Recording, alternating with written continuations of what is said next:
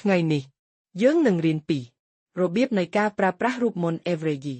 What is average? average ក្នុង Excel ឬគណិតវិទ្យាមានន័យថាមធ្យមភាគ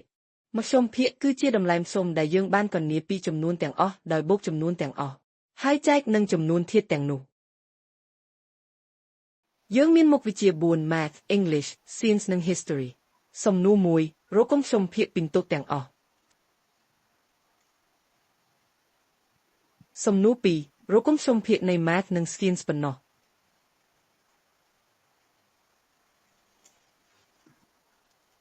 នេះមានន័យថាបូកពិន្ទុទាំង4ហើយចែកនឹង4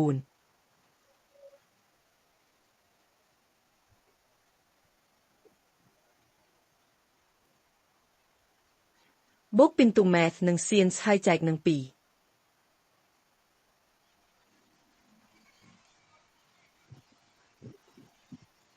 ងាយស្រួលណាស់មែនទេអ្នកអាចប្រើ average ឬប្រើ